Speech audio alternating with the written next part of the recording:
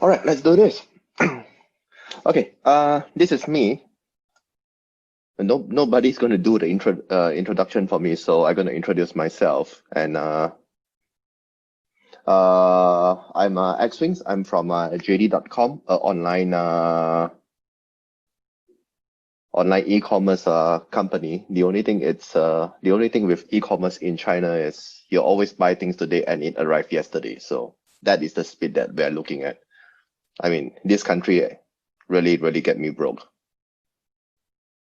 Oh, Max sent me a message and asked me, all good?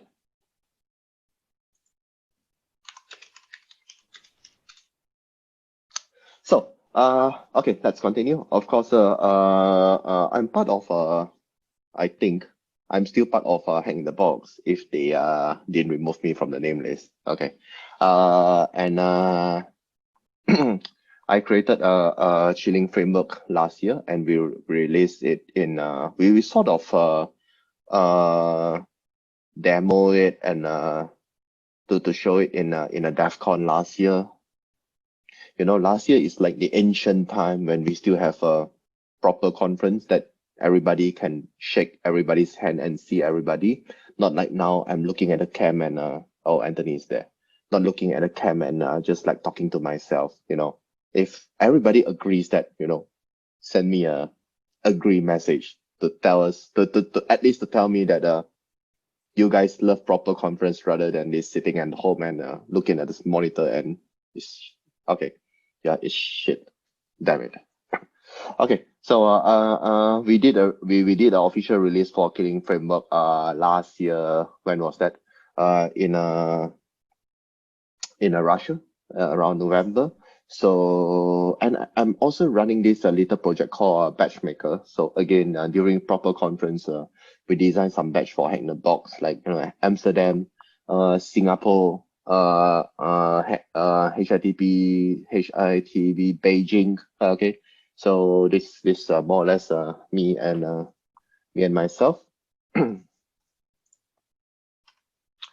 Okay, and these are some of the guys that actually helped me to design not help me to design. I designed Qiling Framework, and they helped me to code it on you know, how the syscall and all the details and the small little stuff and how I want Qiling Framework to be.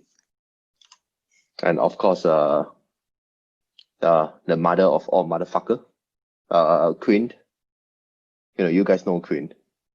Quinn is the one that created a Unicorn Engine, Keystone, and Capstone. So he's our advisor. He's a code freak. He controls all the space, all the where should we put a comma, what are the variable name to use in our code base. So yeah, that's Quinn. Okay, so this is the introduction of our team. Okay, before we start, please go to you know, look at the URL up there, github.com, Qiling Framework and Qiling. Give us a star, you know, the stars thingy. We are like open source project, and then we are fit on star. You know what I mean? We are just there to hey, hi Anthony, you turn on your cam. And what is that mask for? Damn it, throw it away. I thought you're not supposed to wear mask in Hong Kong. Police will catch you.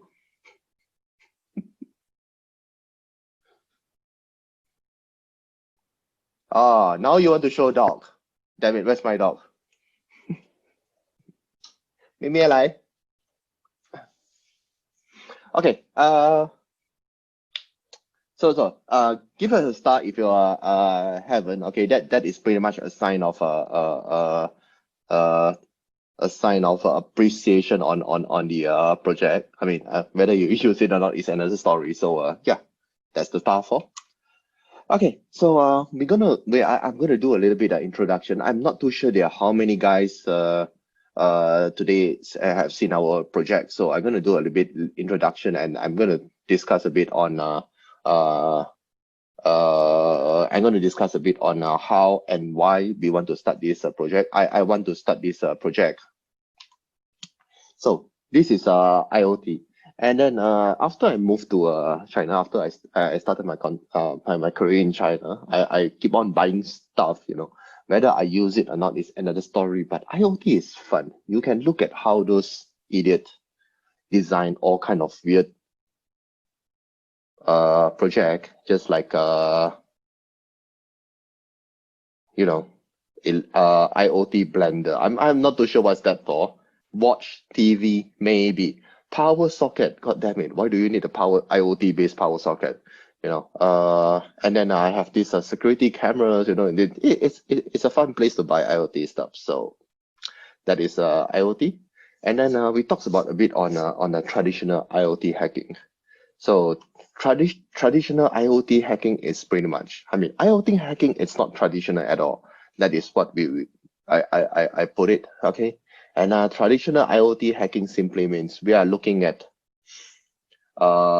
web-based hacking. They try to look for a bug inside the CGI variables and try to do a command injection, try to do some authentication bypass. That is pretty much, to me, it's traditional IoT hacking. So it's not really new stuff, but people trying to bypass, you know, securities and try to get access to IoT. That is what, and that is how people do it.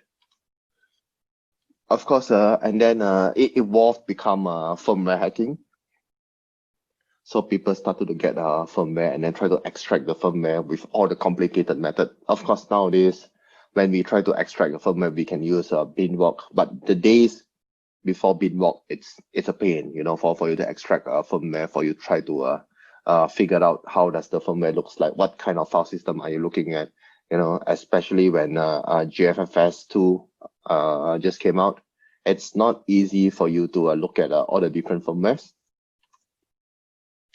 And the hardware hacking group, so you have all these hardware hackers try to play around with the thing, and they don't really cross over to each other during those days. So the software guy don't really touch the hardware stuff. You know, the hardware guys don't really do the software stuff. So it's it become a few different school of thought when it comes to IoT hacking. Of course, I'm always in the middle one, so that's the reason why I have all kind of weird tools at the back of me. This is my house and my workshop. So that's that's the three school of thought previously. Okay, so and when we move on, okay, the only thing, if you ask me personally, I don't know about you guys, all right. So if you ask me personally, why do I like hardware hacking? It's you're gonna buy a lot of stuff for hardware hacking, and you're gonna enjoy buying stuff, you know. So especially in this country with all this kind of weird e-commerce going on in this country, the delivery speed, the choices of the product and the price is totally amazing. You can basically buy whatever things you want, and the delivery speed is fast. You don't have to wait for like 2 weeks to get your stuff, you know. Waiting for 3 days for your stuff to arrive in front of the doorstep, that is crazy enough. Okay, so there are a few important things that you need for IoT hardware hacking. The first thing first is you always need a hot air gun. Okay, I will not go into details of soldering iron. Everybody will have a soldering iron. That is fine. But when it comes to a hot air gun, there are guys that they always buy the cheaper ones or the expensive one, and there is a difference. Trust me, there's a difference for a hot air gun. So I always want to tell my friends, you know, when you pick a hot air gun, pick a proper electronic hot air guns. Hot air guns designed for electronic purposes. So the reason why is if you buy a cheaper one, or you buy those industrial hardware hot air gun that they use it for all the hardware projects. Okay, not electronics project. We are talking about those hardware projects. Those type of hot air gun or the cheap hot air guns, the one on the right, the black color hot air gun, that is the one that will give you statics. It will break your board, it will break your chips, it will break whatever things that you try to blow from a hot air gun. So, of course, any proper hot air gun will be things like you know, designed for electronics. I'm not too sure you guys can see this hot air gun. Okay, so these are one of those proper hot air gun that you should be using.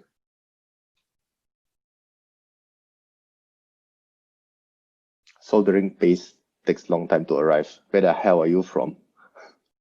Okay, and multimeter. So they are cheap multimeters. You know, they are expensive multimeters. Always go for expensive one. I'm not looking for fluke, but always try to get fluke. That is a proper multimeter. The only reason is those cheaper multimeter, you always tend to have all the different kind of settings. So you need to turn to the right option before you can do the right readings. That will cause you to have more troubles if you got no idea what you're doing, especially you are a beginner. So you need to get those proper multimeter to help you to do the voltage, because the category is lesser. You will not screw up and have a wrong reading, and you will not go into places, you know, to screw up your multimeter readings. So these are the few hardware parts before you try to do a hardware hacking, IoT hacking, or you know, firmware hacking. So I'm going to talk about a bit on the experience. Okay, my personal experience, how I screwed up my cam, you know. So I'm from Malaysia. So before I come to China and work, I love to buy stuff from China and ship it back to Malaysia. So we have this this kind of forwarder thingy. So you can buy stuff, send it to the forwarder, and the forwarder help you to send it to Malaysia. So I was eyeing at this Xiaomi camera, and then this camera talks a lot, really. They started to once I try to install and initiate the cam, it says you cannot run this camera outside China. So you know, it was like a goddamn thing. I check out, of course, if you go to a China search engine, it will not tell you anything because the search engine is not working at all. It's not a search engine, it's an advertisement platform. Okay. Hopefully nobody from China. Anybody from China? No? Nobody answering. So is the Chinese government tapping my line right now? And we're using Zoom, damn it. Okay, so so I couldn't find any answer, but but from Google there is some hint that I can go along. And so I try to look at the schematics. I try to look at the blog. There are some methods for me to downgrade this cam, but apparently it's not working due to the chipset and the specific model. I cannot downgrade to the specific version I want. And there are some guys managed to get the TTL UART, and I think I managed to get it during that time. So you can see the version that I have and the version that they have on the internet is similar, but the connection is totally different. So somehow I managed to get get the ground. I managed to get the RX and TX, of course, by using a multimeter. So after I get all these things, and I can try to change the network settings. The only reason I wanted to get a shell is I can set up that is what I was thinking. I can change the user interface, and I can try to upload a bit more program. Example, I can upload a MIPS-based telnet, a MIP-based FTP, or the RTSP server. But the only things that get me not working, it's I try to upload telnet, I try to upload RTSP, I try to upload FTP. The space inside the partition that holds /bin or USR /bin, it's not that big. So during that time, I decided maybe I can resize some other not really useful partition and try to rewrite the firmware in and try to relay everything. So that is what I was doing back then after I got a shell for this cam. And after I moved the field of the binary to a new folder, and the only thing I realized is I've forgotten to mount, and the kernels need to load that field binary before it can put up, and I screwed up everything. So remember, I cannot reset to back factory default. I cannot downgrade, I cannot upgrade. I can reset to factory default, but apparently the binary is not there. So the factory default is not the real factory default. The factory default is just about clearing out the NVRAM. And so the issue I'm facing right now is I have a kernel panic and I cannot boot up the device. Okay, I can see from the USB TTL, the entire console is not. I only managed to get the console with a kernel panic. So one thing about hacking IoT, one thing about hacking all this hardware is please, check your data sheet. That is the lesson I learned during those days when I started to hack all this IoT stuff. So by reading the data sheet, most probably I know that there is a chip. Okay, these are serial flash chips that's where they store all the images. So the only thing I know is I might be able to get, because I know the from the picture picture, I know that it's HiSilicon. Okay, is Huawei's company, HiSilicon 3518 chip. And then most of the Xiaomi cam is based on this chip. So technically, I should be able to use one of this firmware to flash into the chip. So that's what I did. And then I dig back by my older version or some of the message from the internet. I know this is how the partitions looks like. So if you look at the middle of the message, these are the things that they are looking at. And then I solder back. I did a soldering. During that time, I don't have a hot air gun. Most probably, I still got no idea what is a hot air gun for back then. I tried to solder the cable into the chip. And then I tried to flash it. And then with all the configurations on the proper partitions, then I managed to flash the entire image with the modification that I need, and I got the firmware running. So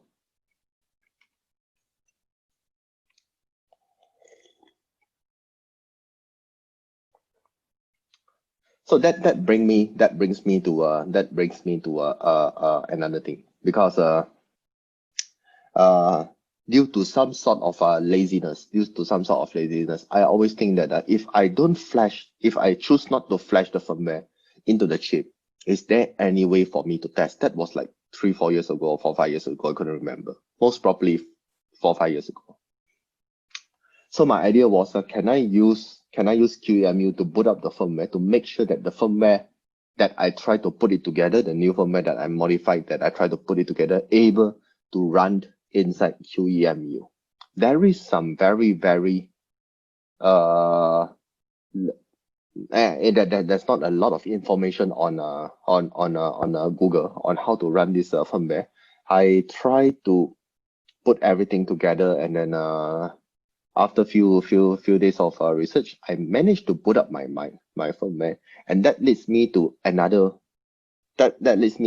way of research. So if I can boot up my Xiaomi firmware from QEMU, does it mean I can do more things with this particular firmware or this particular method? So after I save my Xiaomi, patch the firmware, and then to patch the location checking check, and then I able to use it. So I flash everything back. Then I continue with my second project. So the logic is very simple. You get the firmware from internet either, or you extract from the chip, or you try to sniff it from the whatever places that your device try to download the firmware, or you just go to the official website and try to download the firmware. Okay, so technically what I did with my cam is I download the firmware, I patch with the patch that I need, I put in a telnet that is some sort of backdoor. Okay, I flash, and then I can control the camera remotely right now. So if I'm able to do this, okay, can I do more things with the firmware? Okay, now I know I can emulate it. So can I have RCE? or can I fuzz the firmware? That is what I was thinking back then. So by looking at the firmware, then I tested a few more firmwares, but I discovered there are a few things that I can do if I don't use a QEMU. I can use a MIPS development board, or I can use Raspberry Pi for ARM or Arch64. The only issue with a Raspberry Pi is you always have this libc issue. Raspberry tend to use a different version of libc and this different version kind of boot up. So sometimes when there's a libc conflict, you will not be able to use the libc that you prefer, and you're going to stuck with Raspberry Pi's libc. Okay, so these are the few issues that I always face. Okay, and there are one possible issue, which is the assembly instructions for ARM64, especially, or for ARM. You have all the different versions, so the older hardware might not be able to run the newer firmware or the newer binary. So these are the few things that I face. So then I was thinking maybe emulation will be a better way, using QEMU to emulate the firmware and try to run it. So the logic that I have during that time, it's if I use QEMU and try to run the firmware, I will have more space for sure, because I can define my own QCOW format and the size of the QCOW. That is number one.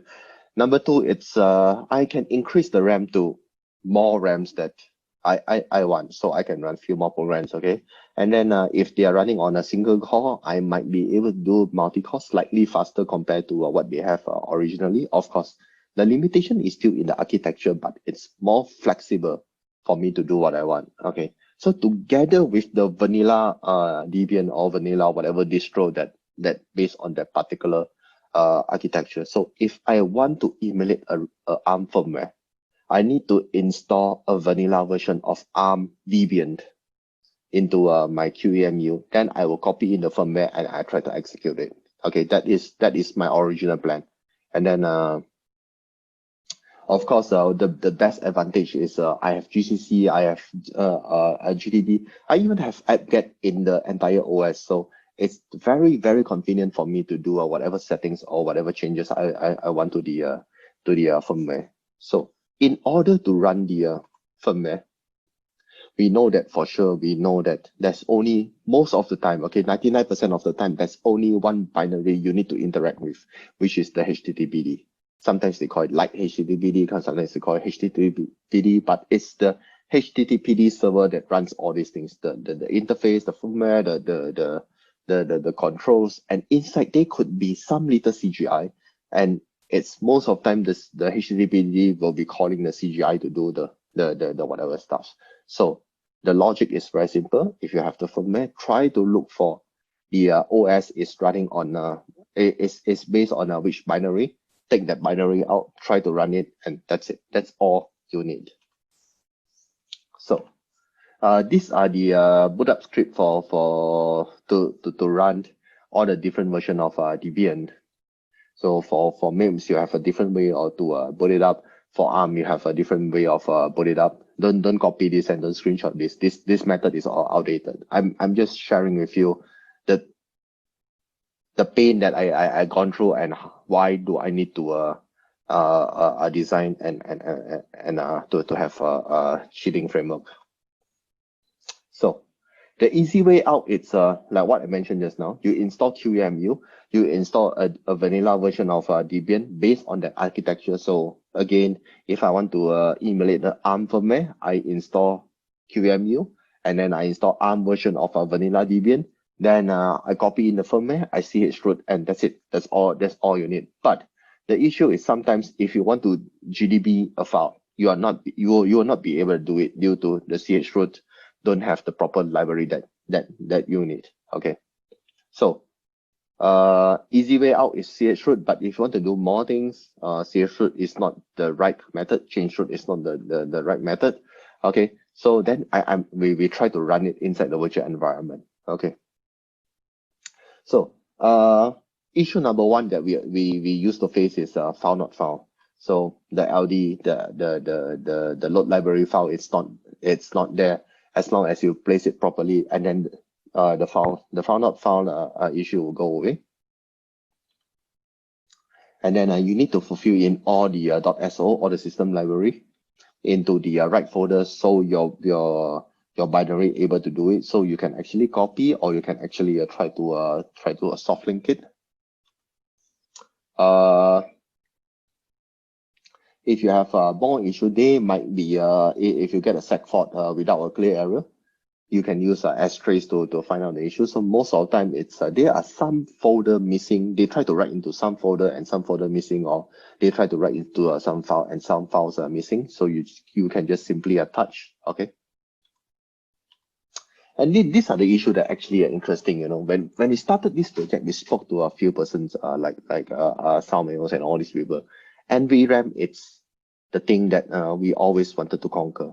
It's how we want to do it. Different people got different idea. So we were thinking that, you know, we find the source of the NVRAM, what kind of data we feed into the binary, and everything should work. So we have seen firmware with UDS, Unix Domain Socket. So later I will show it to you how you can emulate your Unix domain socket. And then there are some binary they just read from an INI file.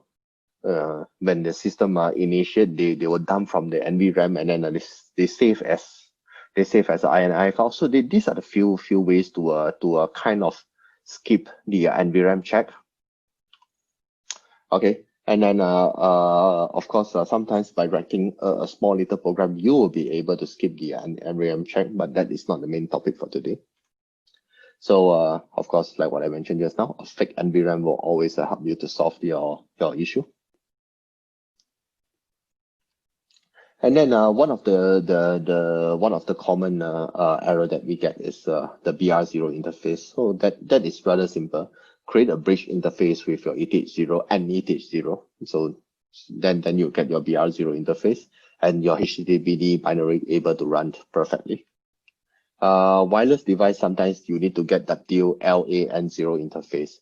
So you can be as easy as rename your ETH0 to WLAN0.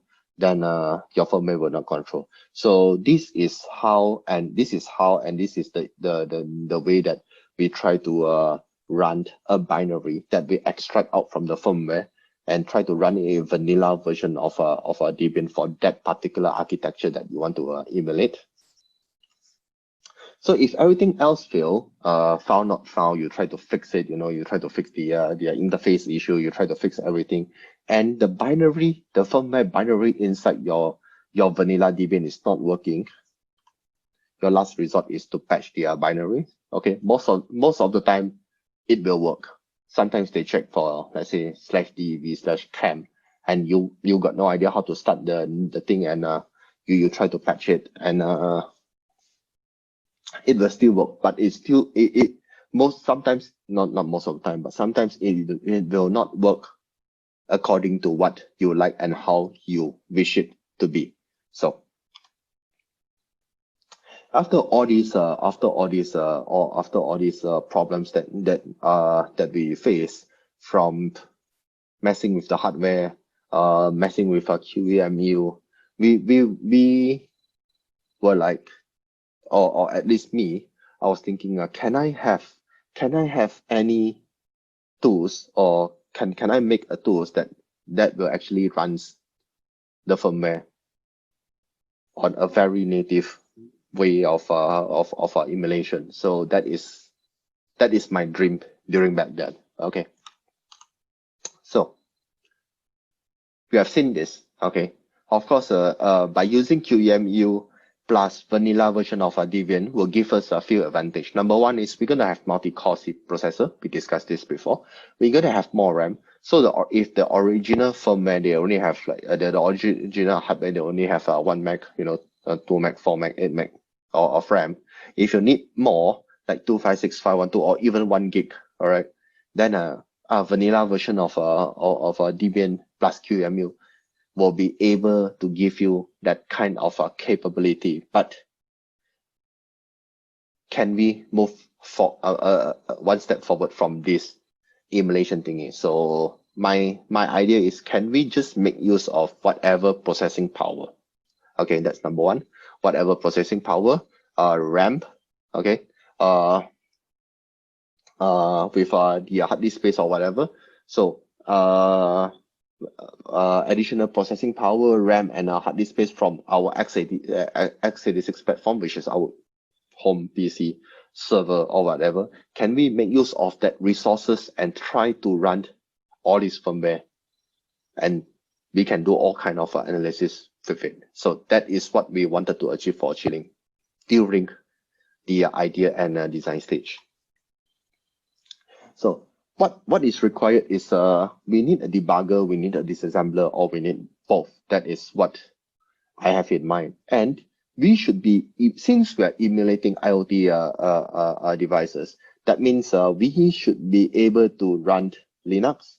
Then why not we just run BSD, Mac OS, and Windows? Just emulate all the OS that are commonly available in the industry. Okay. So, and we should be able to support MIPS, ARM64, and x86. That is what we want. Okay. Of course, x86 is always a must. So, okay. Of course, the first thing first is people as lazy as us. We were thinking, can we just use QEMU and try to modify it? I mean, we were using QEMU before, so can we use QEMU in our new project? So the answer is no. I mean, we cannot rely on VirtualBox. We cannot rely on QEMU. We cannot rely on Xen. The only reason is they are emulating too many things. They are emulating the device driver that we don't need. They are emulating the keyboards, the mouse, the sound card, the display card. You know. So once they are over emulating, then we will have more limitation and we're going to have more issues on the instrumentation. So we decided to go on with we decided to go on with Unicorn. Unicorn, it's a stripped down version of QEMU. It only emulates a CPU, and then these are the CPU that we need exactly. We need ARM, we need ARM64, we need MIPS, we need x86. 32-bit and 64-bit. That is what we need exactly. Okay, and then it can run in different platforms. That is what we want, because we wanted to emulate FreeBSD, Mac, Windows, and Linux at least. And we want this framework. We want a Qiling framework to run on top of Unix, base OS, Windows, Mac, or FreeBSD, whatever. Okay, so the only limitation, okay, or the only thing Unicorn emulator they don't have it is it can only emulate CPU instructions. It cannot go more than that. So this is the best scenario. Qiling is going to build something on top of Unicorn engine that can run an actual file. So that is, we got a clear target, and this is what we wanted to achieve. So this is a Qiling framework. The entire idea is very simple. It's going to be cross-platform. It can run on Windows, it can run on Mac, it can run on Linux, it can run on BSD, and it can emulate Windows, Mac, Linux, and BSD. Of course, it can emulate x86, ARM, ARM64, and MIPS, and it can run on top of x86, ARM, ARM64, and MIPS. Android is not here because I categorize Android in Linux. Okay. So it supports read-in of multiple file format, PE, MacO, ELF, and right now UEFI. We can run, we can fast, we can analyze UEFI, which is your BIOS. So we'll emulate everything will be run in a sandbox environment, and we have a rich set of API. The API doesn't come in a day, or doesn't design in a day. When we use more Qiling, and then when the community started to use Qiling, people started to contribute more codes, and that is how we have idea on, hey, we should add a bit more API to do this, to do that. So for example, I will give you some example right now, a bit later. Everything is on Python. Don't try to argue with me why not Golang or Rust or whatever. This is not part of the discussion today. And of course, we support GDB, IDA, R2 support, and we can do OS profiling. Okay, OS profiling is fun in Qiling. So what does OS profiling do is, if you try to analyze a malware today, and the malware only recognize certain version of keyboard. So let's say a Chinese keyboard. If they look for a Chinese keyboard, only they try to infect the system and go a bit further. You can always use OS profiling to profile your Windows sandbox and to have a Chinese version keyboard. Then you will allow the malware to run further from there.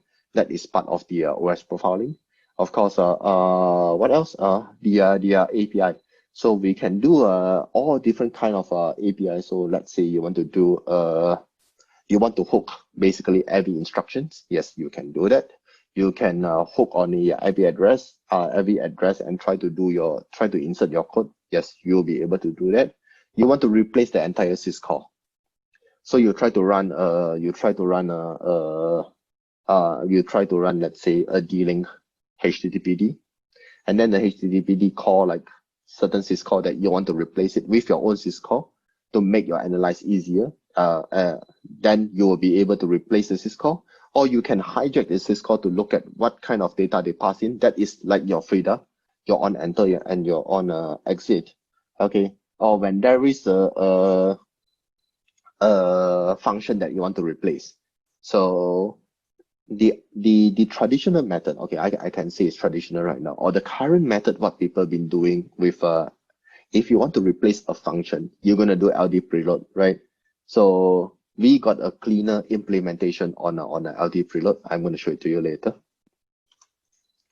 So the next questions that we always receive is, so what is Qiling and compared to whatever things that, whatever emulator you have outside? Okay, so what are the differences? Of course, the QEMU user mode is one of the de facto standards that people use to analyze IoT firmware, but it's just a tool. You cannot do instrumentation, which means if the binary doesn't run, it doesn't run. You cannot do anything more than that. And it's not a cross-platform thing. So if you are analyzing a Linux binary using user mode QEMU, you need to run user mode QEMU inside a Linux to analyze a Linux binary. So you cannot run QEMU user mode inside Mac to run a Linux binary. So the same goes to a user-con. User-con is a framework. It's not the tools. It is like a QEMU user mode, but they are also doing a syscall forwarding, which they need to have that specific OS to emulate the OS. Okay, and then it only support Linux-based system. We saw Beanie last year. Okay, it's a Windows emulator, and it only runs a binary. So there is no difference compared to Wind. If I need to run a Windows binary inside Linux, I can either use a Beanie or Wine. I mean, Wine you got more support, of course. And then the only differences between Beanie and Wine is there's no it's not a jail environment. It's not a isolated environment. And then WS, sometimes they compare with a WSL2. I mean, we know that that's from Microsoft and they are good, but it only emulates, and it's not the sandbox environment, and there's no instrumentation. Like Wine, you don't have instrumentation. Beanie, you don't have instrumentation. QEMU user mode, you don't have instrumentation. And early this year, we saw this project called Zelos. All right, it's a framework. They have instrumentation, but currently they only support Linux. And then I think the support of the syscall, it's not as complete as many as us. I mean, we are not complete, but we got rather more syscall compared to all the emulator outside. So how Qiling works is very simple. You put in your UEFI binary, your ELF, your PE, or your PE32 plus, or your PETCO, and then you try to set up the environment. So do you want to do a syscall hijacking? Do you want to do a libc hijacking? And then you set up all the environment, then it will run. The instrumentation engine will start. Then you get the end result. Okay, so this is how you should be looking at. So when during the entire Qiling, one of the very first obstacle that we face is the loader. So we know that for sure the loader is not the loader is not a parser, parser is not a loader.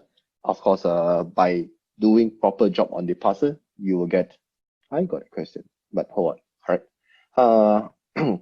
By doing the proper job on the parser, you might or might not get the loader. So what we did is we just try to finish everything. We just try to fix whatever things that we have. Okay, and then we rewrite the loader for PE, for Mac-O and ELF, so we can read the file, we can lay out the memory properly, and then we can make this thing run inside Unicorn engine, which we only have the CPU.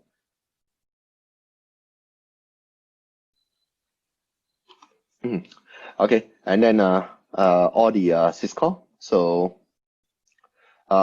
we try to write as many syscall as possible. Just like Windows API, we try to write as many as possible.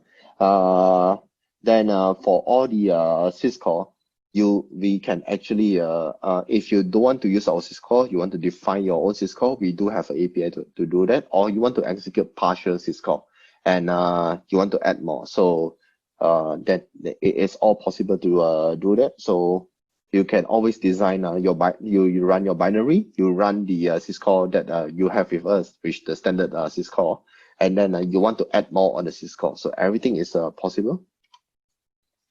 All right, and then how we set up the CPU. So we need to provide as many CPU information into Unicorn engine, and then the Unicorn engine knows that it's not a pure Arch architecture based binary. It's actually it need to turn itself into an OS environment. So that's how we can we can initialize the engine properly. And then we also discovered inside ARM and ARM64 you need to enable the TLS and VFD. So these are some of the issues that we face and we fix. Okay, so the the one that causes a lot of time. I remember it was a couple of weeks last year. We tried to run a hello world, Unix, the Linux compile hello world, ELF, and then we stuck somewhere, and then it took us like 3 weeks to find out Unicorn doesn't support this particular memory, this CP0C3 ULRI configuration. So it ended up we need to write a pull request and send it to Queen. And Queen need to put into the entire project and have a proper versions to work with Qiling. So these are some of the obstacles we face. Okay, so a very short introduction on what you can do with Qiling. So number one, it's you can run any binary. You can run any ELF binary. Okay, you don't have to. You just need to define the binary. And then which rootfs. So this rootfs will what is inside this rootfs is, if you look at our example folder, that is where they contain all the SO, your LD files, your let's say your libc or whatsoever. So that is where you keep all your rootfs. So the format is exactly like your root, your /usr /lib/usr lib/usr bin. So that kind of folder architecture. So the one cool thing over here is we have this hook, which means every instructions that they execute, it will invoke this print ASM functions. So this print ASM function simply means every instruction that we receive, we will disassemble it and to print out the disassembly. So when you try to execute this entire binary, this hello world binary, it will invoke the print assembly. So you can look at each and every disassembler of the binary that you execute to know what is happening and how it has been running and what is the issue and so on and so forth. All right. So this is example number one. Example number two, it's you can run your exe within Qiling and try to invoke in a debugger. Okay. So the example that we have right here, it's we are running a Mac-O exe inside Linux. Sorry, it was Windows. So we try to run a Mac OS binary inside Windows, and then inside Windows together with Qiling. So Windows install Qiling and turn on the Mac O, and then we are using a Windows version of IDEA Pro to connect to Qiling to get the debugger output. So we can use Linux to debug exe without Windows. We can use Linux to run exe and use R2 to debug it, to use GTB to debug it, or even IDEA Pro to debug it. One thing I never put it here, it's we can even debug shellcode. So you can run and execute shellcode. You can run and execute shellcode within this Qiling and attach to a GDB, so you can do your GNU debugger or your IDEA Pro or your R2. So these are the few things that you can do. Of course, this is what everybody comes for today. Thanks to Dominic, we're able to run Fuzzer. So when we design the Qiling, we wanted to have a platform, okay, and then every tool should be able to use for cross-platform. So the debugger you can use for cross-platform. So same debugger, you can debug exe, you can debug Mac O, you can debug ELF, you can debug UEFI. So these are the things that you can as long as we support that few platforms, you can debug the few platforms. As long as we support the architecture, you can debug the few architecture. So same goes to the fuzzer. So if you want to use the fuzzer, if you want to use Qiling to run a Mac O binary, then you should be able to use the same fuzzer to fuzz the Mac O binary. We can even since I say that Qiling can run UEFI binary, we can do UEFI emulation. You can use the same fuzzer to fuzz UEFI emulation. And for IoT, we have ARM, we have MIPS, we have ARM64, the three most common platform. Then of course you can use the same fuzzer to fuzz these three architecture, and of course it's running on Linux. So that is the beauty of Qiling. We don't do a symbolic execution stuff. No, we don't do that. To answer your questions. Okay. Of course, the entire idea was it always started with a firmware analysis on Qiling. So like what I mentioned just now, I'm able to run quite a fair bit of binary inside QEMU. So can we have more instrumentation, or can we do a better NVRAM emulations when it comes to a firmware emulation? So firmware analysis is what we are going to look at today. So these are some of the demo. These are some of the demo code. So to run a binary, as simple as you put in your file, you define your file, you define your rootfs, and then which the OS type, yes or no, up to you, and which debug mode, then you'll be able to run. We can even make a brute force crack me challenge. So this crack me is from one of the Korean CTF website. So we write a very quick code to run the crack me. So the flag is rather simple, and then we just run through all the options that we have, and to print out the flag. Okay, so we are pretty much on time, and we are still on time. So before I go into all the hands-on, do you guys have any questions? Do you want me to answer? Then we still can go back to the slides that you have questions.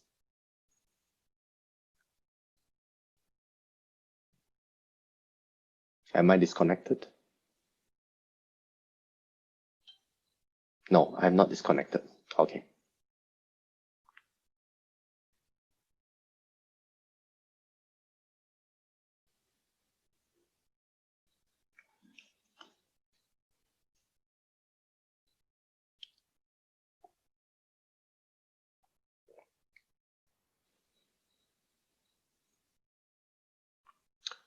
What do you mean by overhead forces core handling?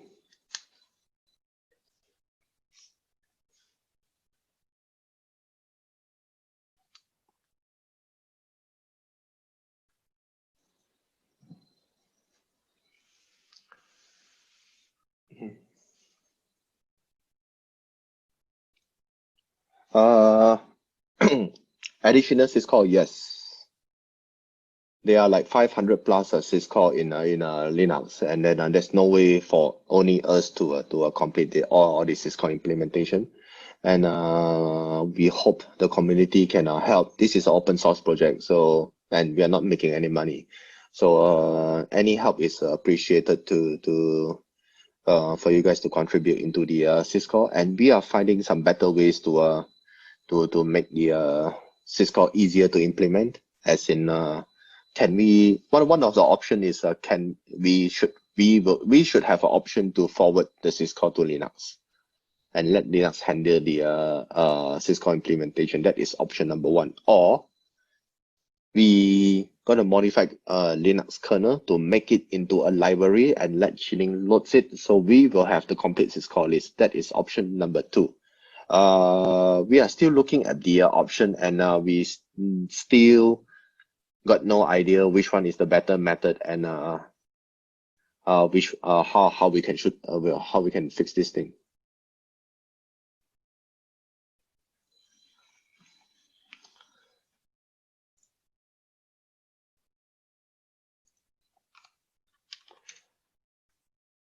So before we start,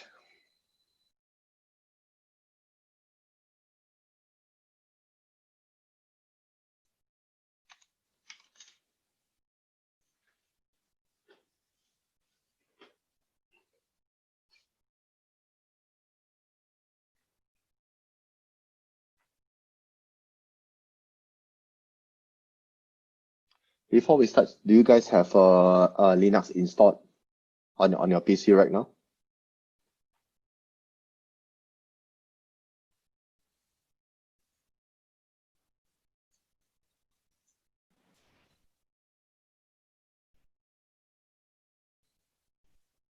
No. If you're looking at a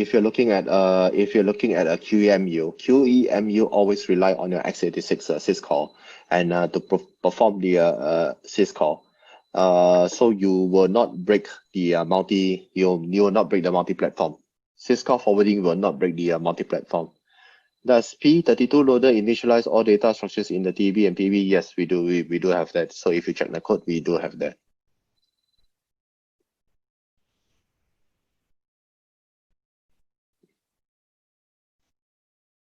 I still don't have any idea. The only possible way to fix this is to strip Linux kernel to turn into a .so, maybe a thing called kernel.so, and then and load it. That is the best way that we can imagine. Yes, somebody's typing, so you guys turn on the mic. Cool. Can I know whose mic is on so I can talk to him?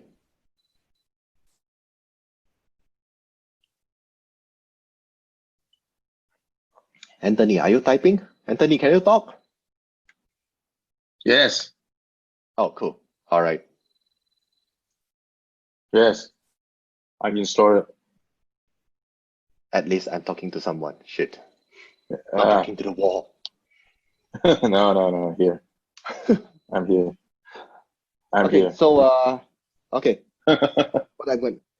What I'm going to do now is I need a Ubuntu or WSL2, not WSL1, WSL2. It's either Ubuntu 18.04 or 20.04, up to you. And of course your WSL2 it can be Ubuntu or whatever thing you choose.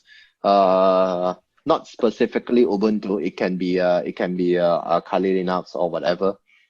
The reason why is we streamline the configuration so everybody will not have any weird issue, and don't make me look like a technical support. You know what I mean?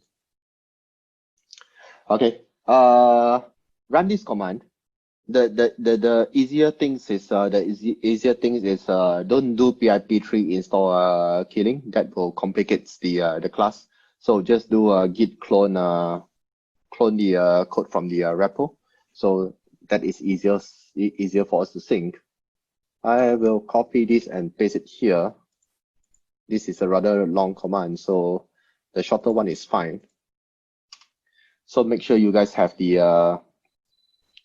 apt-get and then leave the AFL part. We will go into the AFL part later. So I'm going to give you guys 5-10 minutes to get yourself prepared.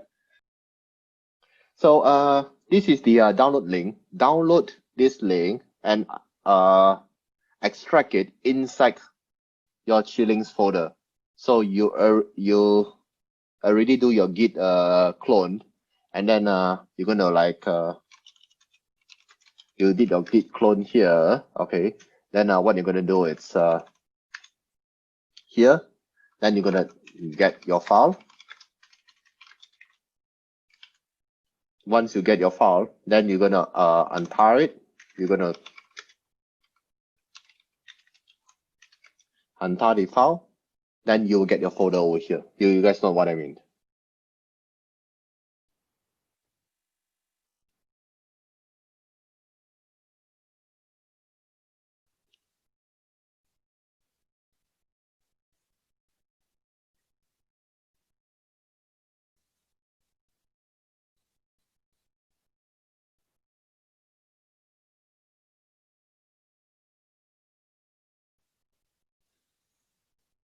What are these things?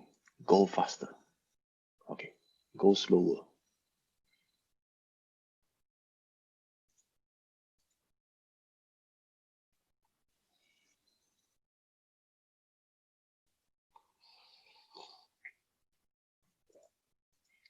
Did you guys manage to download the file from Google Drive? Okay, cool. Okay, I'm gonna wait for you. Don't worry. We have like all the time in the world right now. We have 1 hour.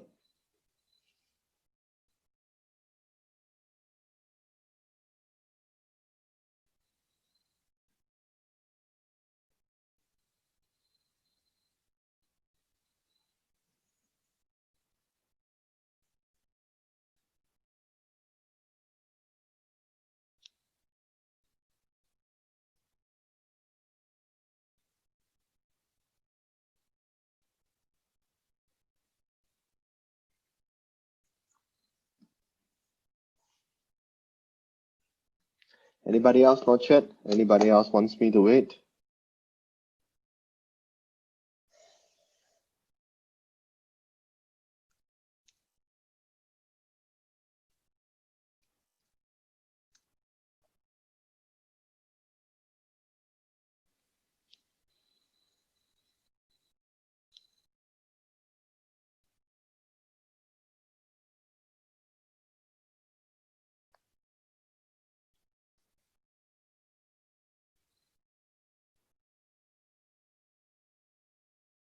I saw done. Anybody wants me to wait? Tell me.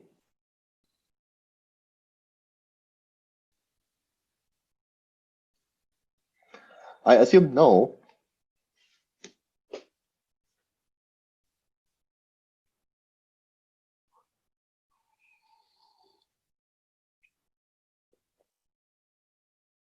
Yes, you're right.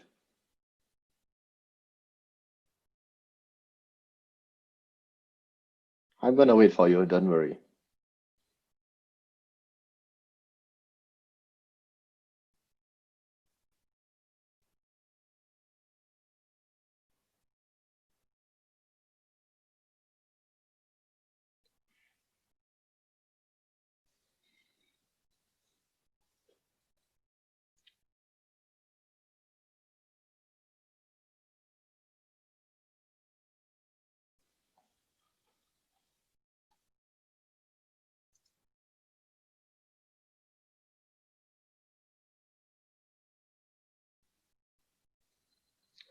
And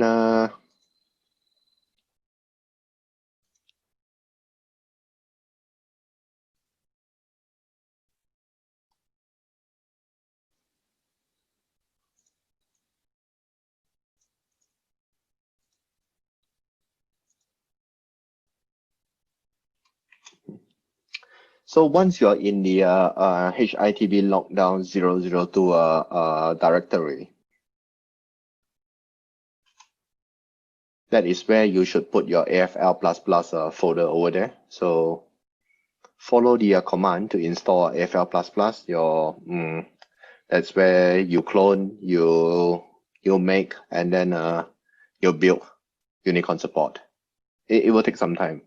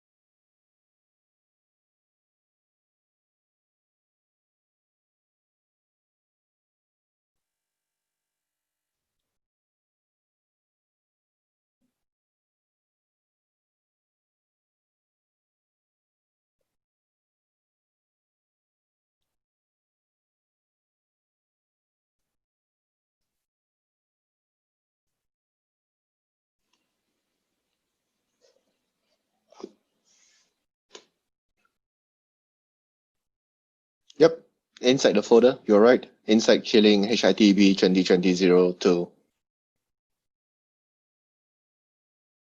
It's not inside Qiling folder, it's inside the HITB folder.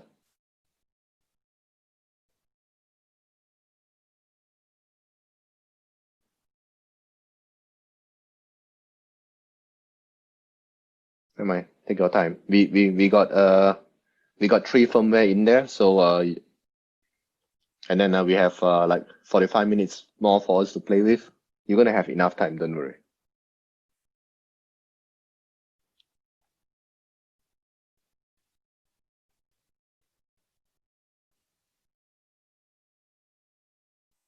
Yeah, the one that you grab from Google Drive, yes.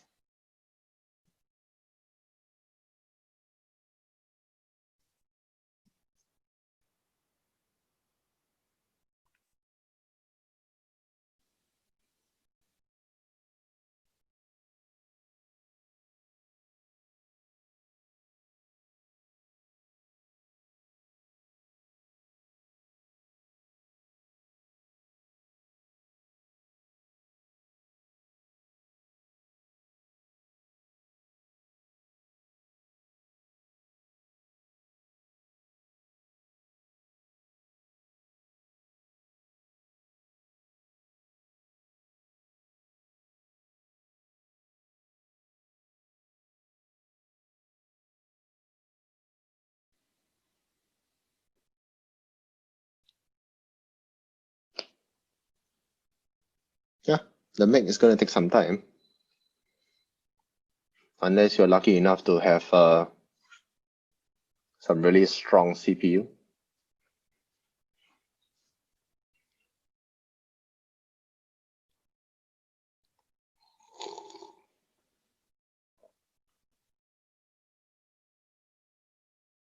Oh, that was fast.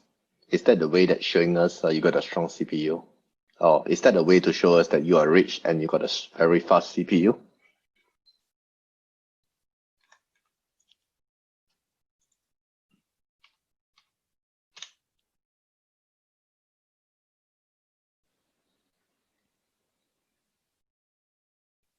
Oh, nice.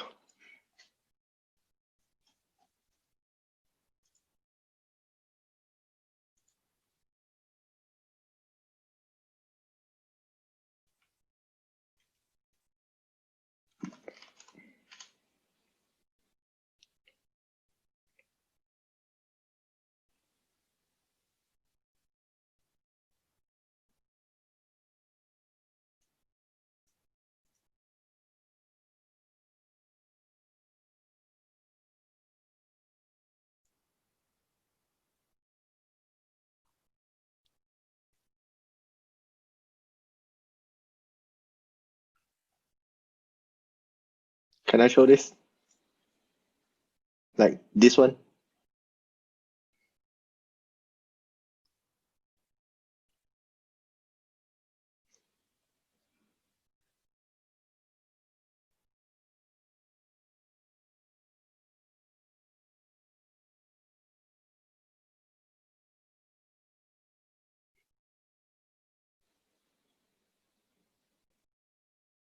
Okay, damn it. Who else is not done?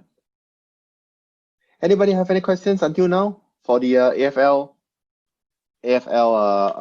plus installation?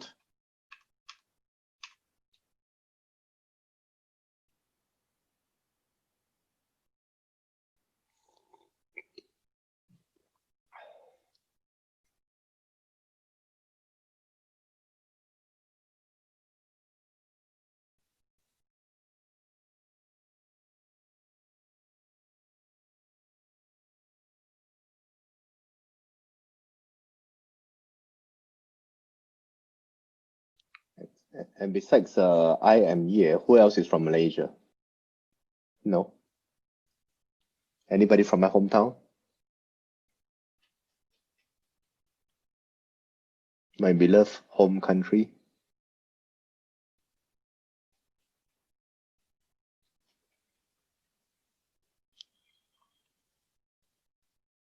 Nobody from silly Malaysia? Anybody from China?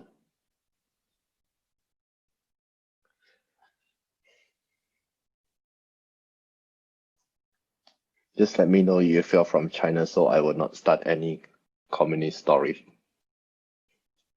Communist horror story.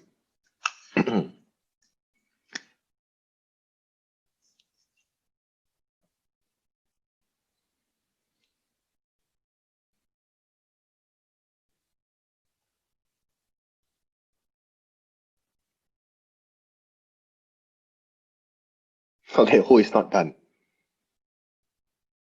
Do I still need to wait? Let me know.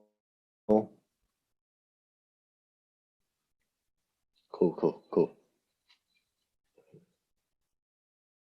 Yeah, go faster. There you go.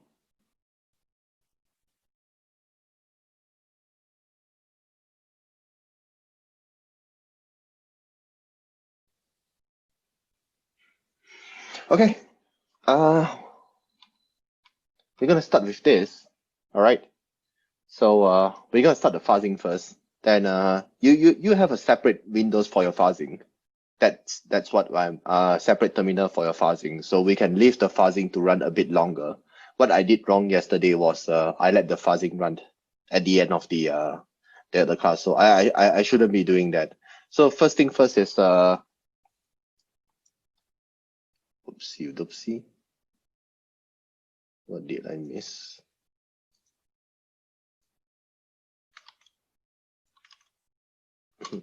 Go to this website.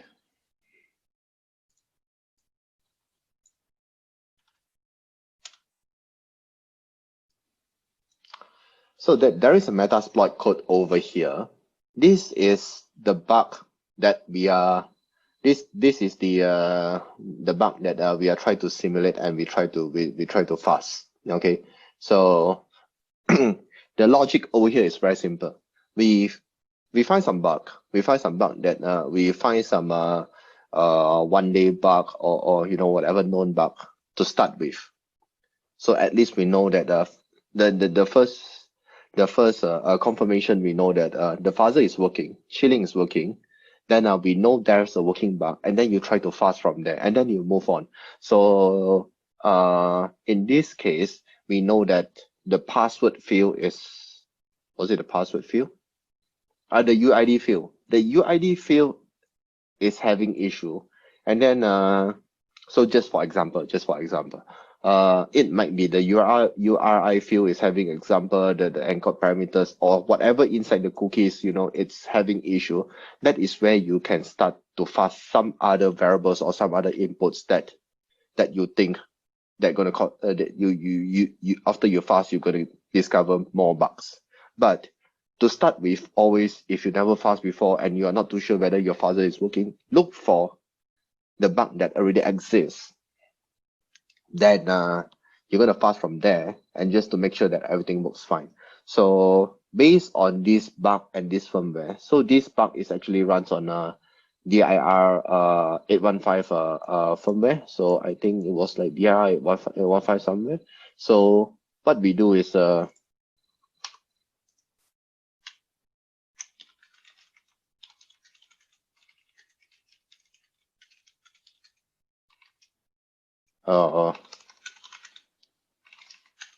this is a DIR 815 firmware. So there's two parts of the file. Number one, it's the Python file. Number two, it's the SH. So we start with the easy one, the SH. It's just a one-liner to configure your AFL. Where's your path? And then your AFL fuzzer, then your path to your firmware. All right. So this is your firmware.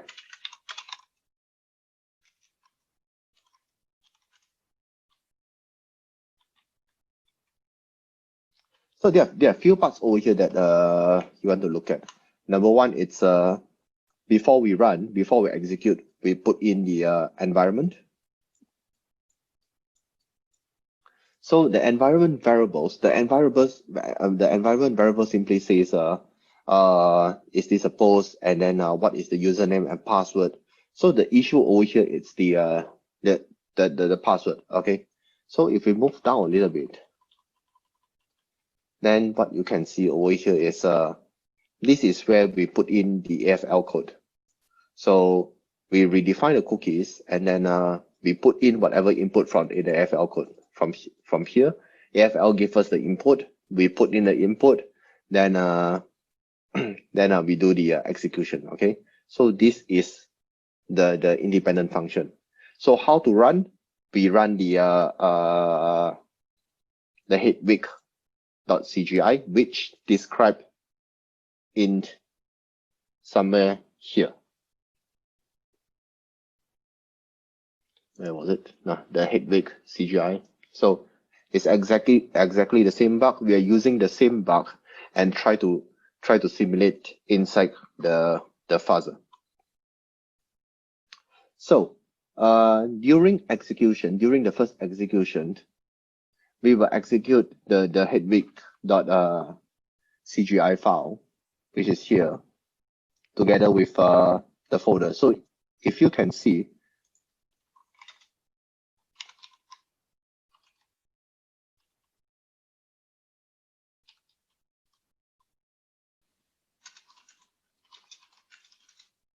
so DIR 815, it's the home folder. So what is inside DIR 815? That is, so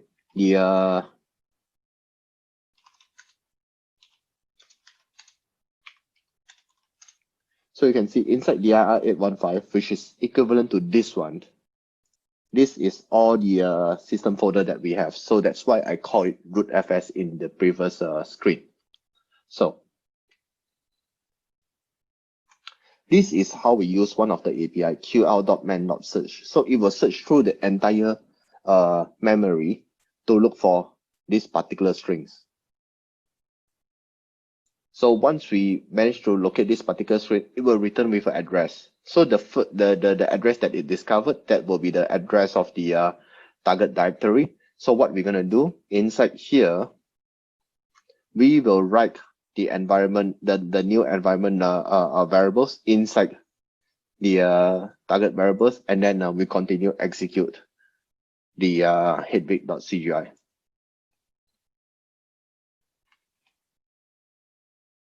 So this is what the fuzzer does. All right. So let me repeat it again.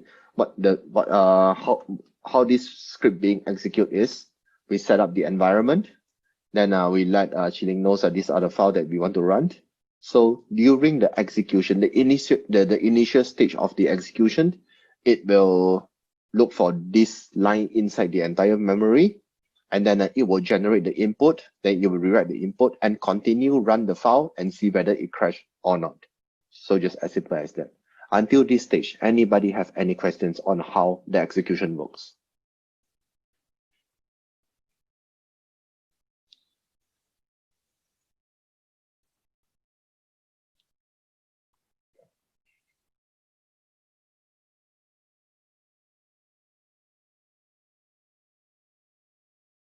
Any questions? I assume no. Okay, cool.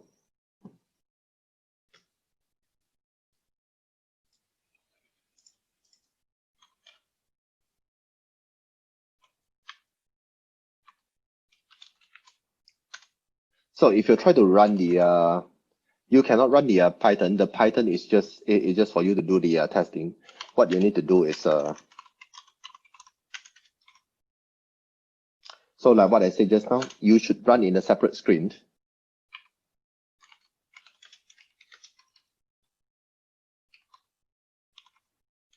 I think there's some rubbish left over.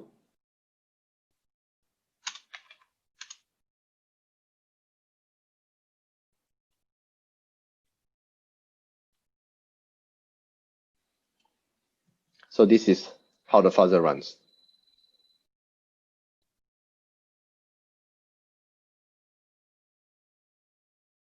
Everybody managed to run the fuzzer?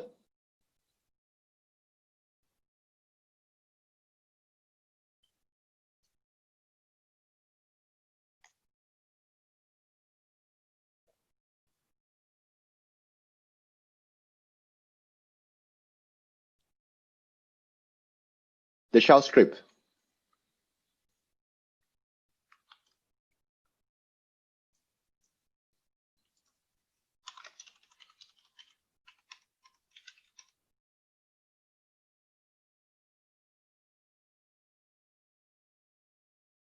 Your AFL++ should be 2 folder back. Did you put your AFL++ directory in the right place?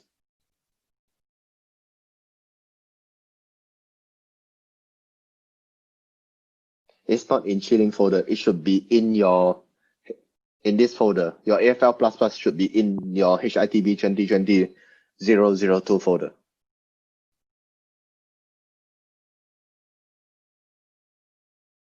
Okay, cool. So everybody see the fuzzer screen?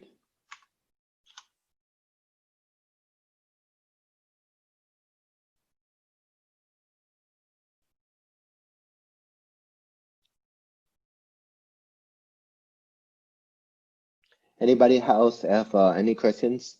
If you cannot run it somehow, or you might think this Chinese man is a liar, try to cheat your 2 hours. Okay, cool. Roland, any issue? What is the exact issue that you are facing?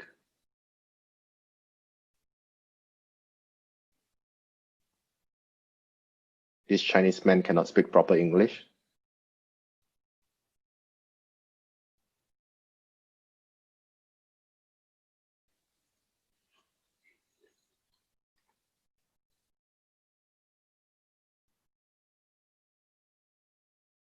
No. Only 2. Only it's inside your HITB, not it's inside your HITB folder, not Qiling's folder.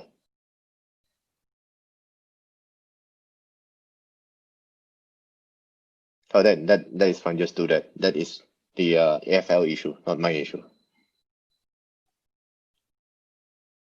You need a sudo though.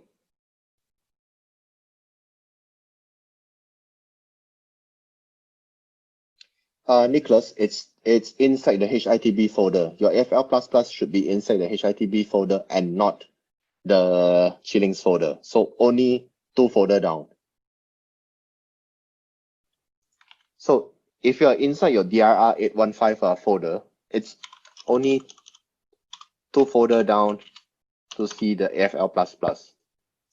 Look at my screen, only 2 folder down, not 3. 3 is wrong. I mean, it can be 3. You need to change your shell script to be 3.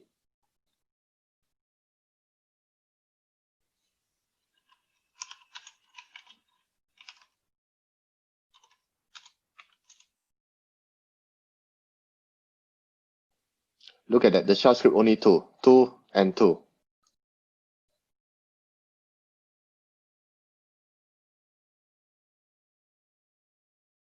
Then, I don't know. You update the shell script. That should be fine. Or I fucked up the shell script. Most properly.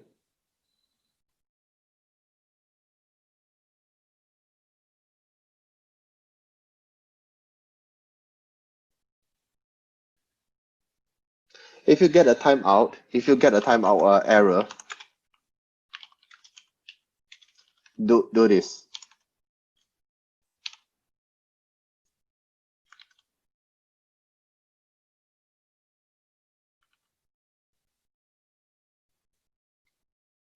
This is your timeout error.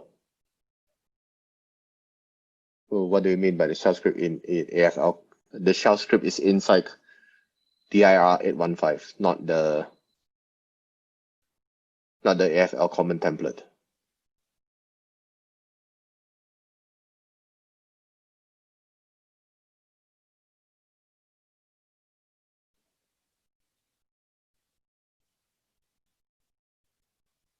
I'm not too sure when is the video going to be available.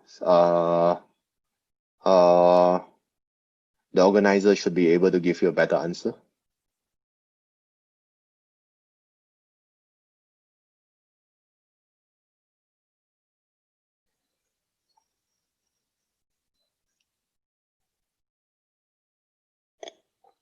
It is recorded. It is.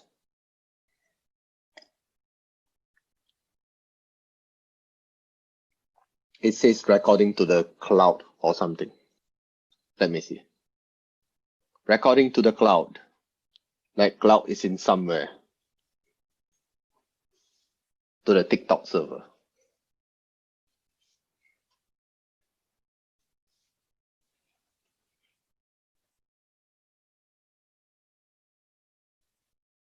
I don't understand what is crash with a pipe at the beginning of call patterns. If you have a call pattern, you need to run the command that with sudo.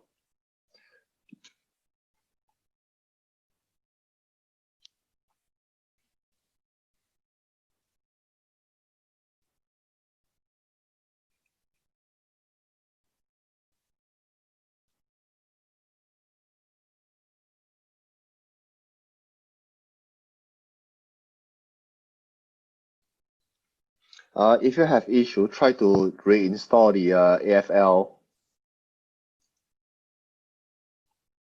Where the hell is my AFL?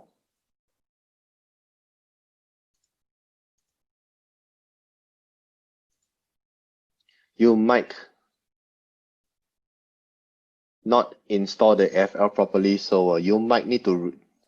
The easiest thing is try to delete everything and try to run the AFL again.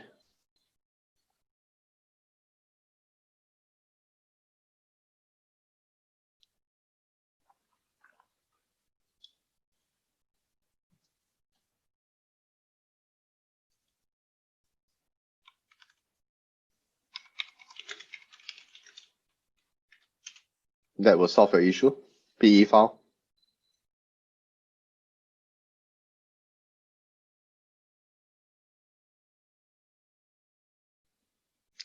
Giovanni. I hope I get your name right.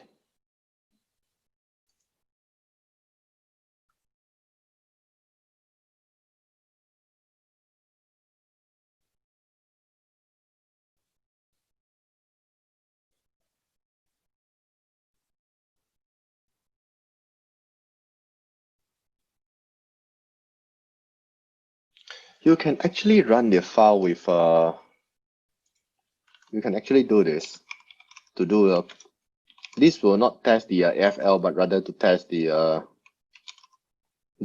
Python script is correct or not.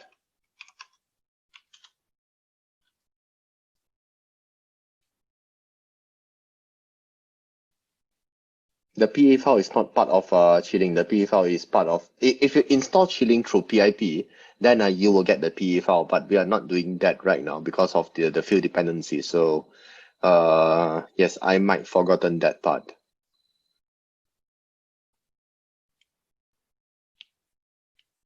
So do we solve all the call pattern issue? Fork server timeout is you can try this.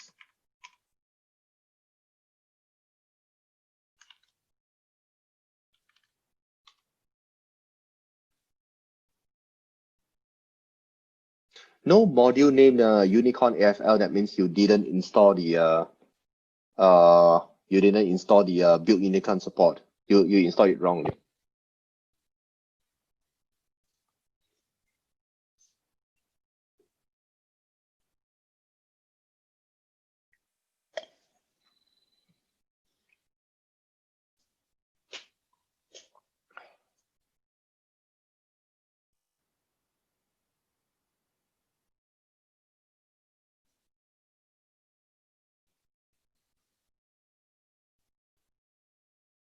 Don't worry, you can do a few more tries. It took me some time to understand the whole damn thing, so don't worry.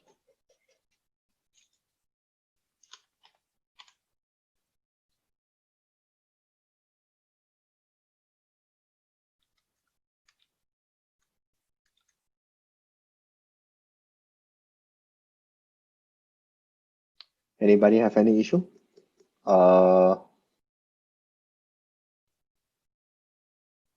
So Roland, your issue could be you are running the different version of Python.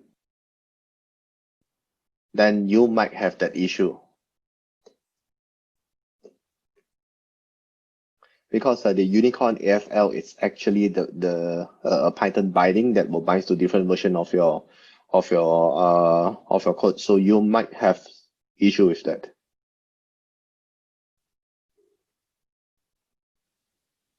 Yep, capstone and PE file.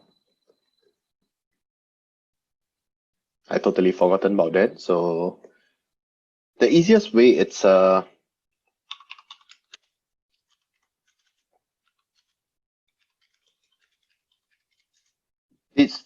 running this command will solve your PE file, your capstone, your keystone, or whatever stone issue. Then you will run the code from the Git repo. Then that will be okay.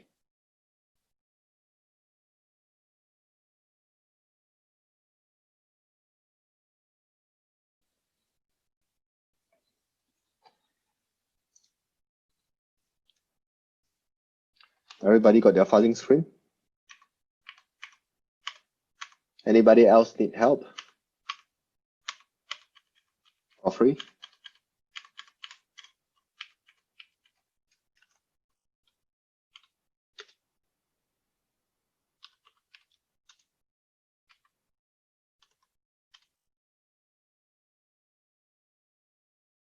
The fuzzer will complete when you stop it.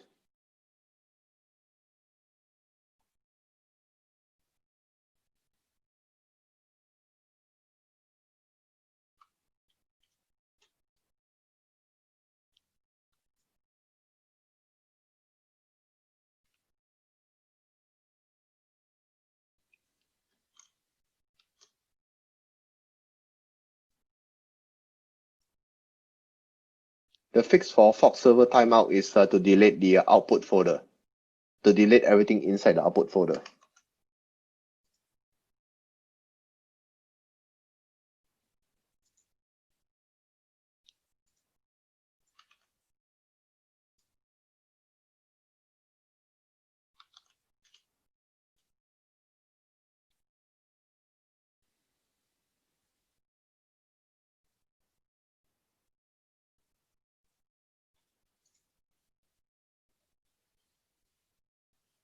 Okay, so that is the next thing that I want to talk about.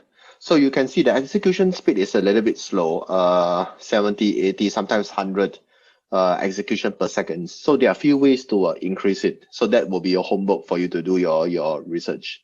So method number one, okay, the method number one is, of course, you can use AFL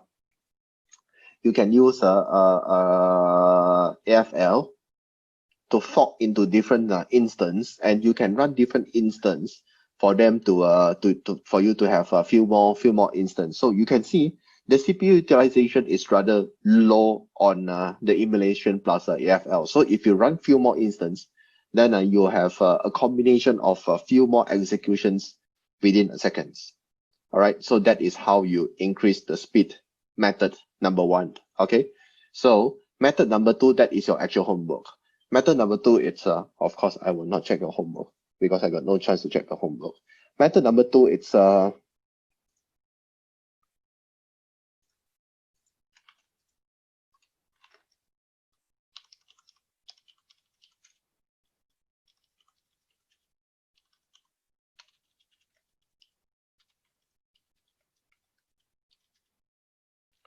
if you look at this file, inside Qiling test, okay, inside Qiling test, I got a test ELF.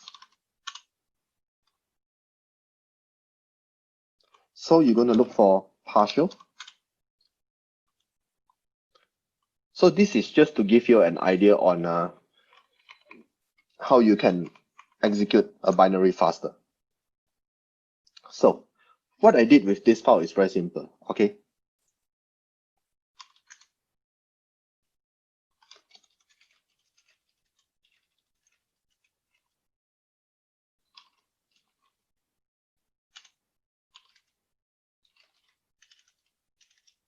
So inside your Qiling folder, you have all the files that that I'm going to show you over here.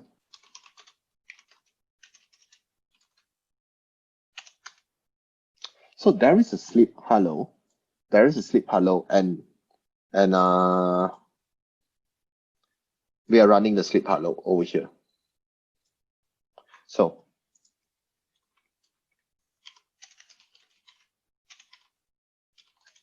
you can see inside the source code of sleep hello.c, the binary actually sleeps for 1 hour before it prints a hello world. Can you see the source code? Can everybody see the source code over here?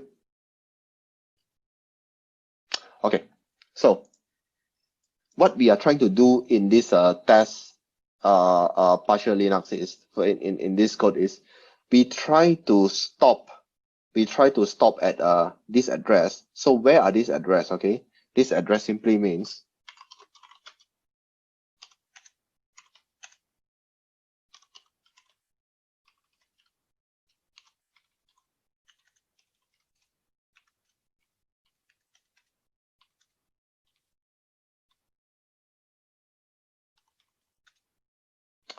so you can see 1094. So right before the sleep, okay, we do a hook, and the hook move to dump. Inside the dump, we dump out the current memory and we dump out the CPU context. CPU context simply means the CPU state, what is the current state of the CPU and all the register you have inside the CPU, and then the memory state. So once we save this thing, this will be more or less equivalent to your VM snapshot. So we have a snapshot of the memory, we have the snapshot of the register, and the CPU context. Okay, then we stop the emulation. So everything will be saved right over here. And we run the file again. So once we run the file, we're gonna do the we're gonna ask Qiling to restore the memory, to restore the CPU context. So you have the previous executed register, the previous executed memory. Then what you're gonna do is during the execution, you're gonna start 109E. So start 109E after the sleep. Okay, then you continue the execution until finish. All right, so that's the idea. So you know that. So if you know a certain binary, you only need to fast from here to here. You don't have to execute the entire memory because the loading will be slow. Everything will be slow. So if you're able to spot, so in this particular case, in this particular fuzzing case, you're able to spot where you want to fuzz and where you want it to stop, and then where you want to write in the memory. What you can do is you can do the same thing, run it one time to save the context of the to save the context for the partial. The first iteration is fast iteration. This is to control the binary. So we know that we only need to execute maybe 1% of the binary. Then we just need to execute 1% of the binary and fast that 1% of the binary. So you have a slower starting, you have a faster starting time, you have the faster execution time. You don't need to process all the unwanted stuff that you want. Then you can reduce everything. Then you only execute and fast that particular part. So that is your homework number 1.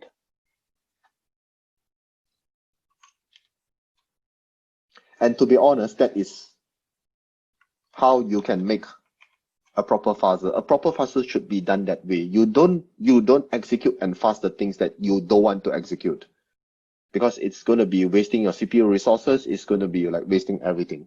So that is so like what I mentioned just now. One is you have multiple instances of AFL, or you do partial execution plus multiple instance, then you're going to have a lot of you have a stronger resources to run it. Okay. How much time do we have, David?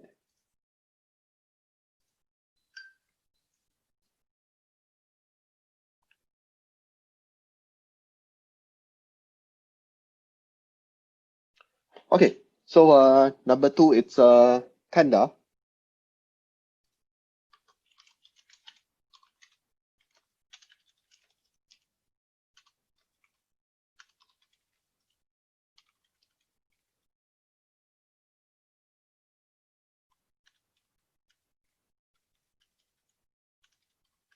So again, Tenda. So can you see here? The Tenda HITB 2020, Tenda AC18. Everybody got this folder?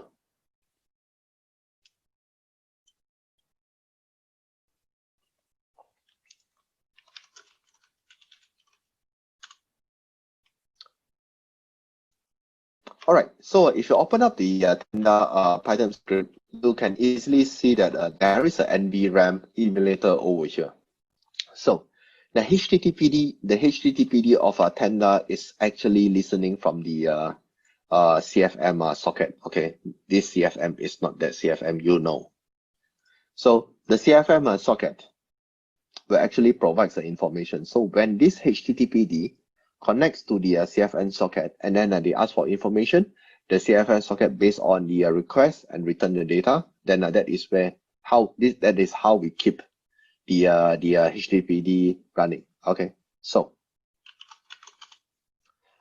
few important things over here. Number one, it's the script. So in order for you to run the Tenda, so run it this way.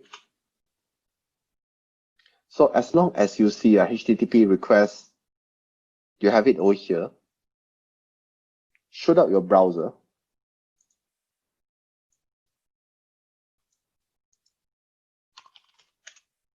Go to localhost port 8080 and you get your Tenda browser interface. Everybody have that?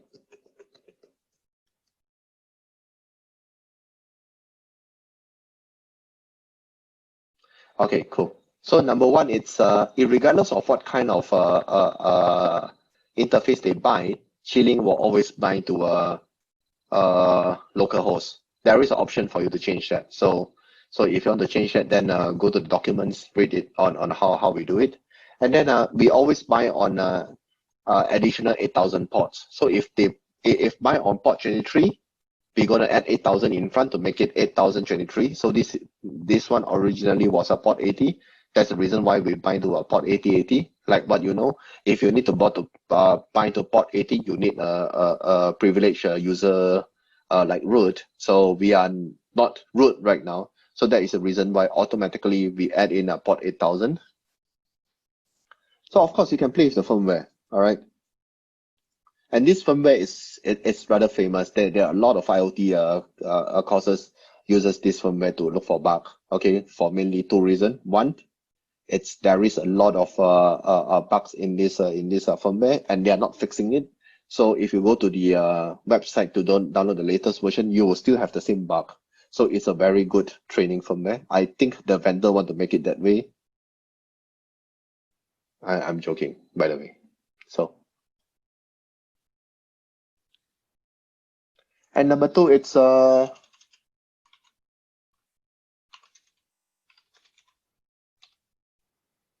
better delete this before I forget.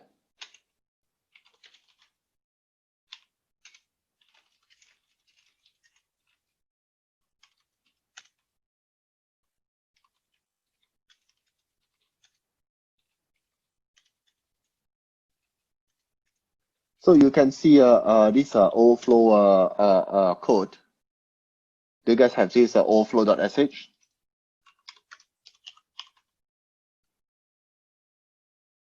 So if you run Tenda in your Python on this window, and then you have your overflow.sh,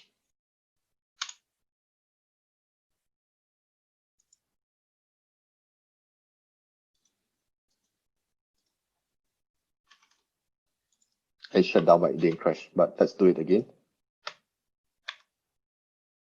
So overflow.sh, then it will kill the entire process. Okay. So why I want to show you this is, you know that they send in,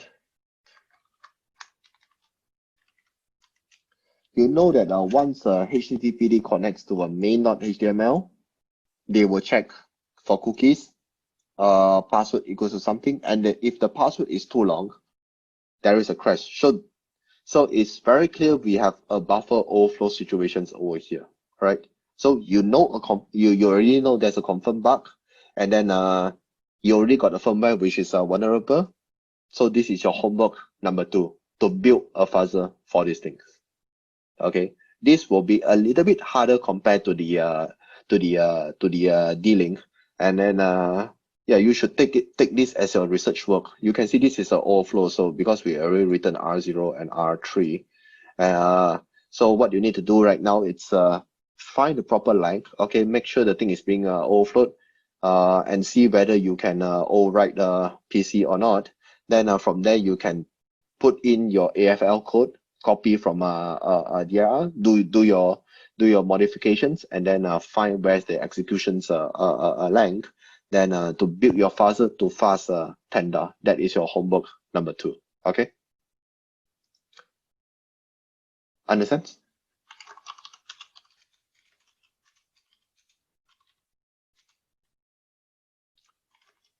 Number 3 is Netgear.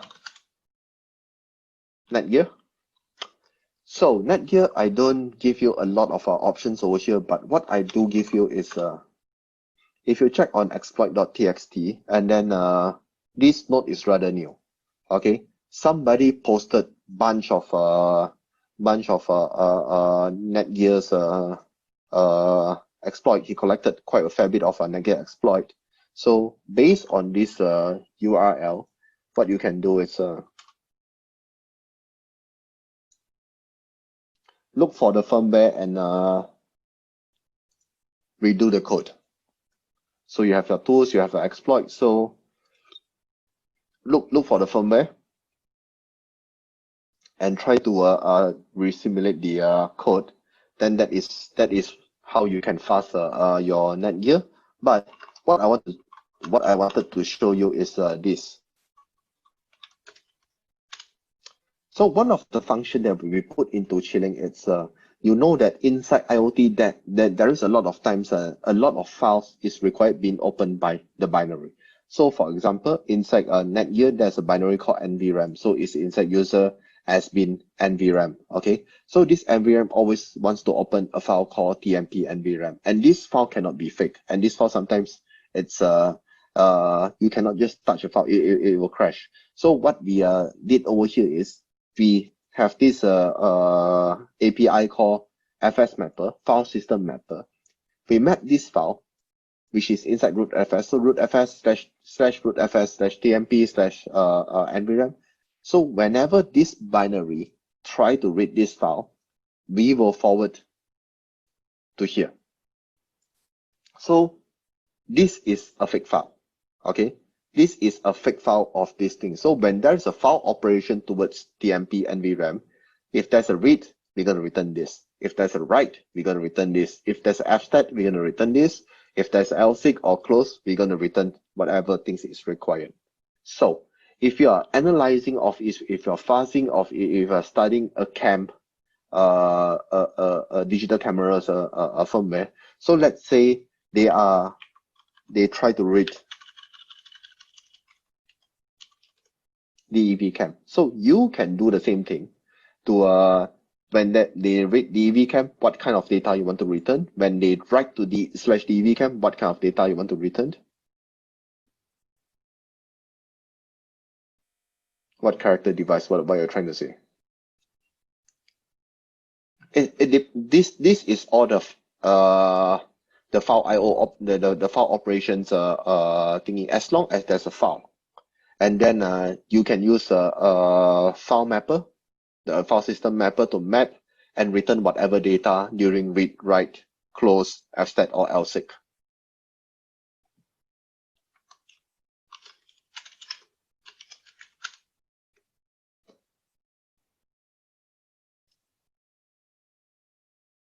Any questions? We are almost done.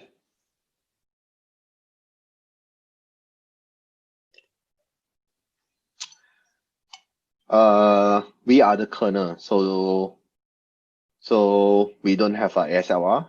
Of course, we don't have SLR. We don't have all the mitigations because we never built in the mitigations. If you look at the syscall emulation code, a lot of things we just returned okay or we returned 0 into the system. So we don't really implement it because inside an emulation environment, you know, don't need all that. I mean, why the hell we need a ASLR? The only reason we need ASLR is we want to look at the binary, how they react inside ASLR, but we don't need it for now. That's why we don't have ASLR in there. So thanks to we don't have a ASLR, that's the reason why you can restore the memory and to replay the memory. The slides, let me see. I should have the link to the slide.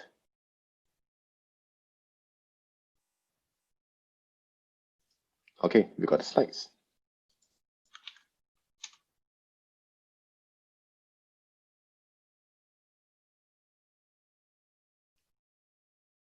I don't do I'm not a big fan of vulnerability discovery, so my exploit writing skill is bad. To discover bug is not my hobby. My hobby is to build tools that you guys need, to build framework that you guys need to help you to I'm more into develop tools that help you to find bugs easier. That is what I liked.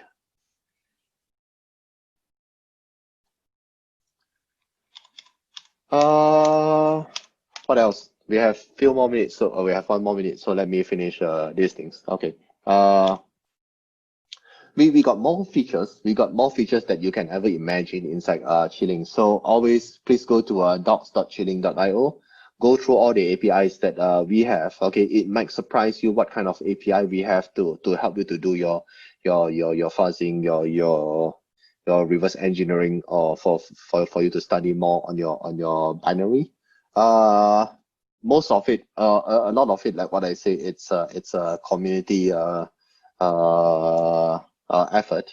Okay, like UFI written by this guy. The OS profiling written by Simon, and then we have UEFI. We have on enter, on exit. If you're familiar with Frida, you have this thing called on enter and on exit. RTOS ferment, no, not yet. We are still we are looking at STM chipsets. We are looking at RTOS. So yeah, there are a few things on the roadmap. But yeah, you can contribute. Android binaries we can run. So yeah, there are few more. There are a lot more API that you can play with. And then I think one last thing, it's I'm not too sure whether you guys familiar with Unicorn engine or not. We are in the roadmap to build a Unicorn. Unicorn is version 1 since 2015, and 5 years we don't really update it. We update some minor stuff, and it's still based on QEMU 2.1.2. So now the thing is, we wanted to make it work with Unicorn 2 should be able to work with QEMU 5. So the core engine will be QEMU 5. So please go to Queen's GitHub. Okay, look at the issue and see anything you guys can help, or anything that you wanted to help. So like what I said, no, we cannot emulate APK, but we can emulate things inside APK. If we're gonna emulate APK, we're gonna emulate the goddamn entire Java, which I hate it. That is one hell of a language.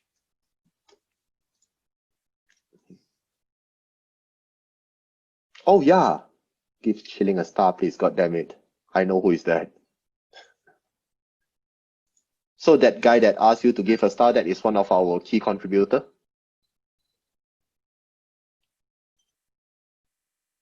that guy wrote the GDB plugin for us. So, gentlemen, thank you very much. Thank you for your time. Good 2 hours. I hope you're not wasting your 2 hours over here. It's a Sunday. I think you have better things to do.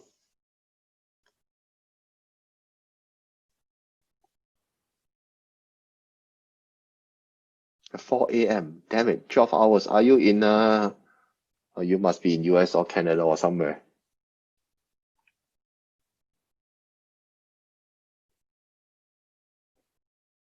Oh, James, you belong to Donald Trump?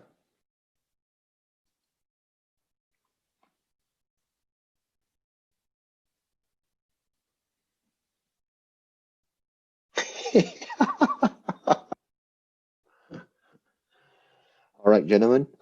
You got the slides. Follow our Twitter. Follow Qiling's Twitter. So we'll post updates.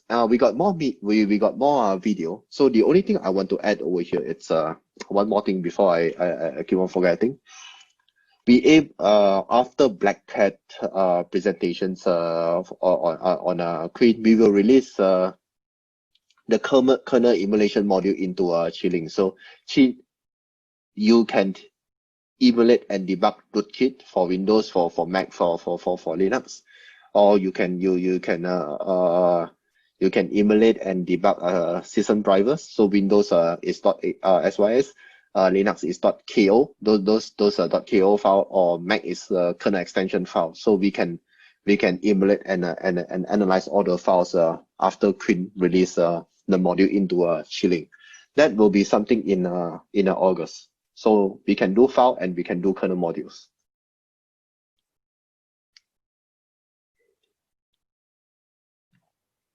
All right, thank you very much.